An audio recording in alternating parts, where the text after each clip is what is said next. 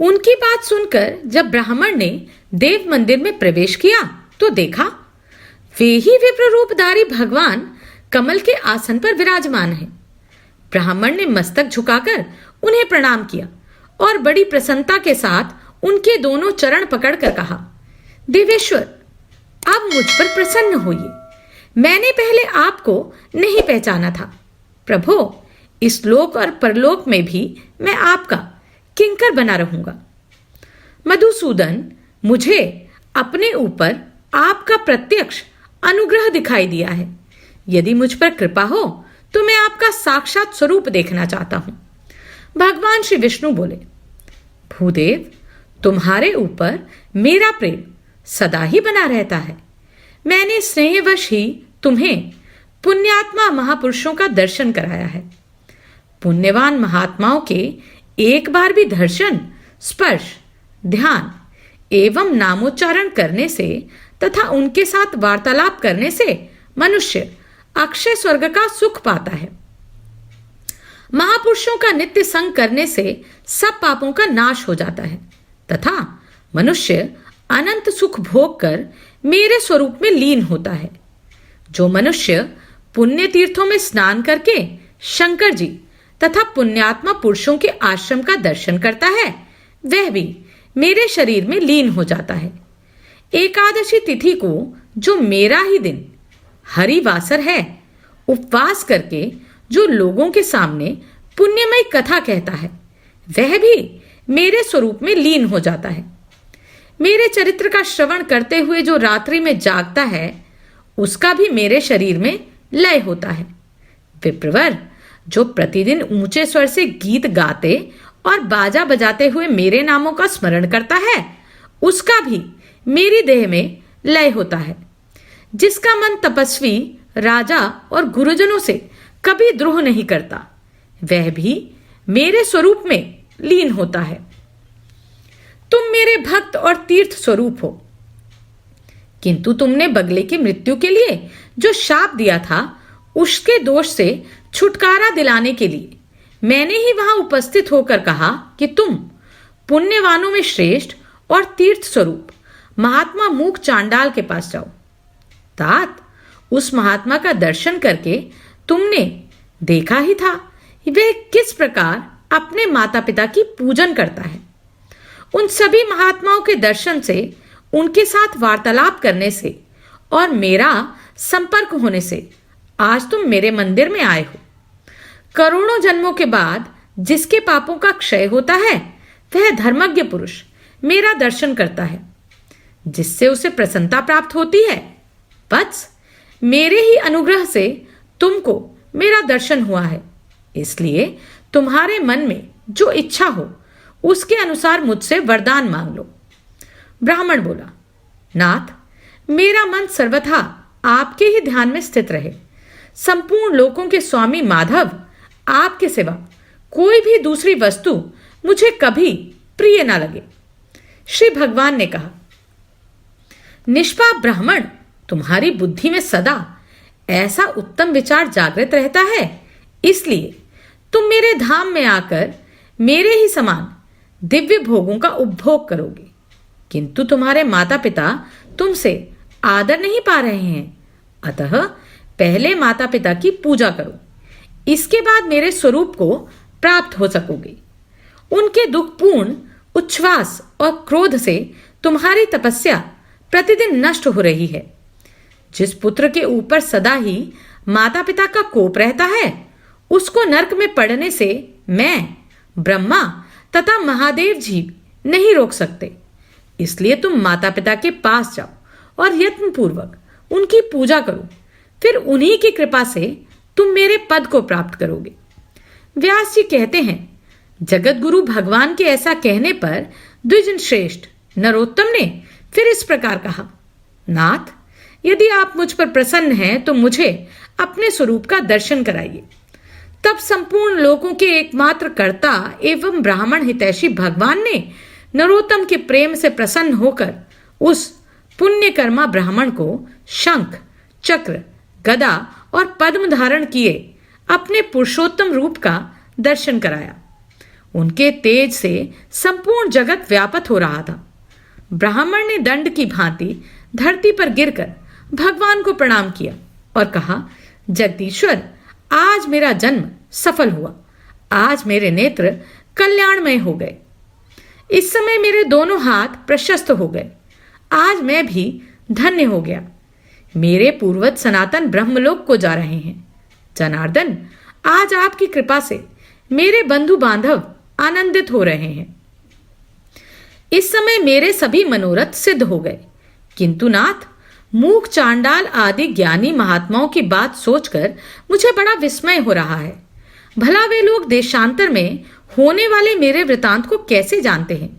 मूक चांडाल के घर में आप अत्यंत सुंदर ब्राह्मण का रूप धारण किए विराजमान थे। इसी प्रकार पतिव्रता के घर में, तुलाधार के यहाँ, मित्रद्रोह के भवन में तथा इन वैष्णव महात्मा के मंदिर में भी आपका दर्शन हुआ है। इन सब बातों का यथार्थ रहस्य क्या है? मुझ पर अनुग्रह करके बताइए। श्री भगवान ने कहा, विप्रवर, मूक चांडाल सदा अपने माता पिता में भक्ति रखता है। शुभा देवी पतिव्रता है। तुलाधार सत्यवादी है और सब लोगों के प्रति समान भाव रखता है। अद्रोहक ने लोभ और काम पर विजय पाई है तथा वैष्णव मेरा अनन्य भक्त है। इन्हीं सद्गुणों के कारण प्रसन्न होकर मैं इन सब के घर में सानंद निवास करता हूं। मेरे साथ सरस्वती और लक्ष्मी भी इन लोगों के यहां उपस्थित रहती है। मूक चांडाल त्रिभुवन में सबका कल्याण करने वाला है। चांडाल होने पर भी वह सदाचार में स्थित है, इसलिए देवता उसे ब्राह्मण मानते हैं। पुण्य कर्म द्वारा मूक चांडाल की समानता करने वाला इस संसार में दूसरा कोई नहीं है। वह सदा माता पिता की भक्ति में संलग्न रहता है। उसने तीनों लोगों को जीत लिया है। उसकी माता पिता के प्रति भक्ति देखकर मैं बहुत संतुष्ट रहता हूं और इसलिए उसके घर के भीतर आकाश में संपूर्ण देवताओं के साथ ब्राह्मण रूप से निवास करता हूं। इसी प्रकार मैं उस पतिव्रता के, तुलाधार के, अद्रोहक के और इस वैष्णव के घर में भी सदा निवास करता हूं। धर्मज्ञ, एक मुहूर्त के लिए भी मैं इन लोगों का घर नहीं छोड़ता। जो पुण्यात्मा है वे ही मेरा प्रतिदिन दर्शन पाते हैं, दूसरे पापी मनुष्य नहीं। तुमने अपने पुण्य के प्रभाव से और मेरे अनुग्रह के कारण मेरा दर्शन किया है।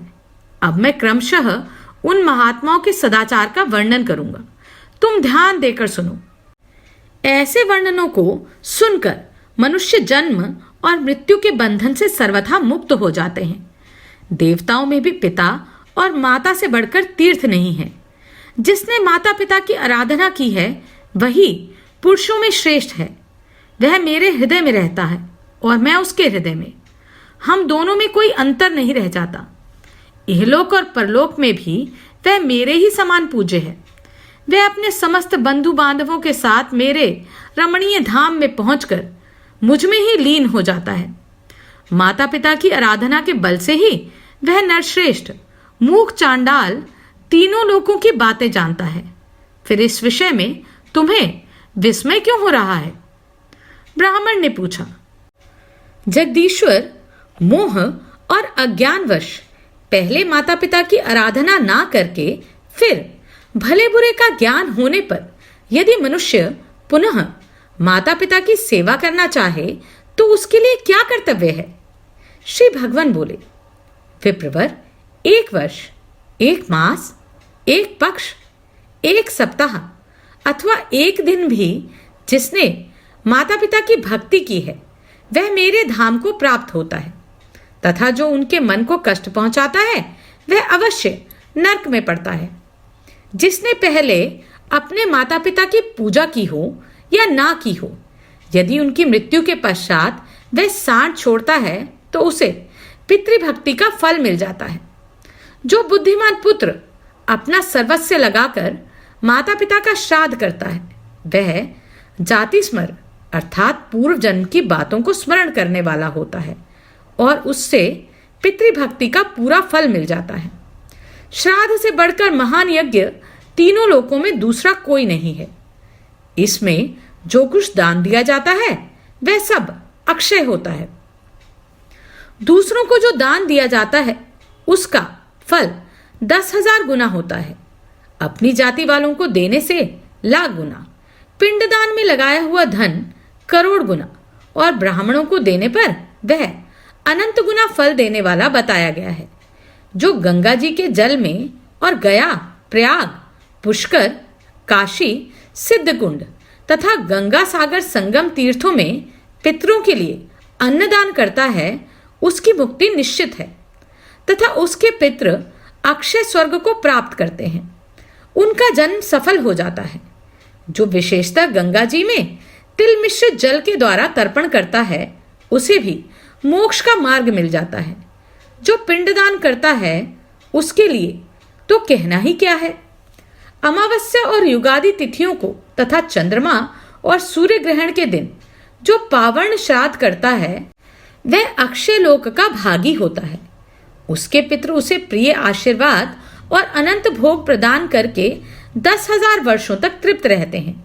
इसलिए प्रत्येक पर्व पर पुत्रों को प्रसन्नता पूर्वक पार्वण श्राद्ध करना चाहिए। माता पिता के इस श्राद्ध यज्ञ का अनुष्ठान करके मनुष्य सब प्रकार के बंधनों से मुक्त हो जाता है। जो श्राद्ध प्रतिदिन किया जाता है उसे नित्य श्राद्ध माना गया है।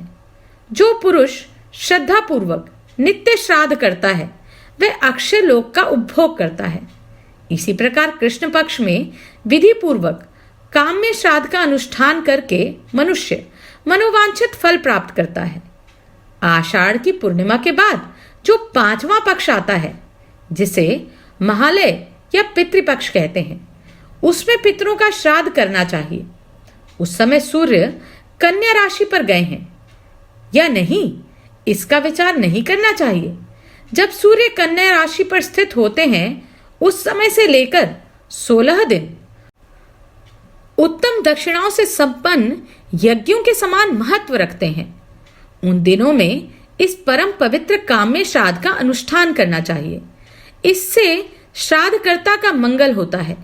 यदि उस समय श्राद्ध ना हो सके तो जब सूर्य तुला राशि पर स्थित हो उसी समय कृष्ण पक्ष आदि में उक्त श्राद्ध करना उचित है। चंद्र ग्रहण के समय सभी दान भूमि दान के समान होते हैं।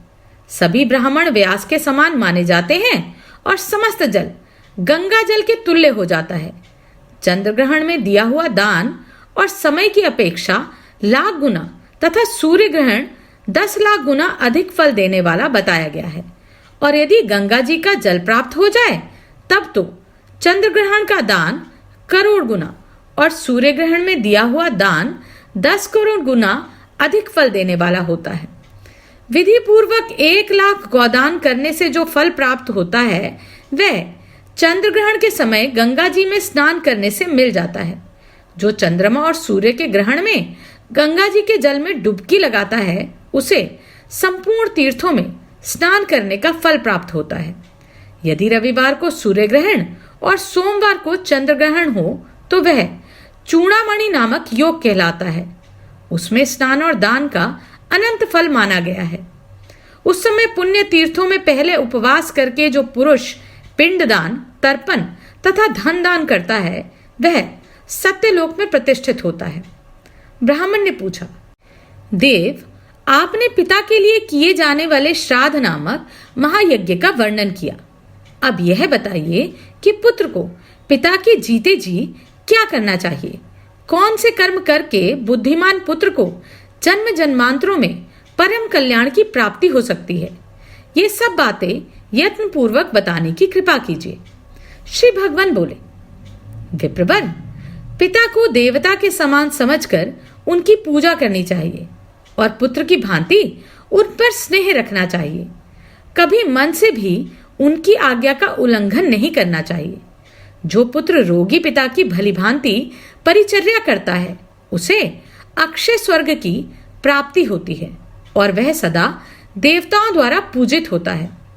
पिता जब मरणासन होकर मृत्यु के लक्षण देख रहे हों उस समय भी उनका पूजन करके पुत्र देवताओं के समान हो जाता है। पिता की सद्गति के निमित्त विधि पूर्वक उपवास करने से जो लाभ होता है अब उसका वर्णन करता हूं, सुनो। 1000 अश्वमेघ और 100 राजसूय यज्ञ करने से जो पुण्य होता है, वही पुण्य उपवास करने से प्राप्त होता है। वही उपवास यदि तीर्थ में किया जाए तो उन दोनों यज्ञों से करोड़ गुना अधिक फल होता है।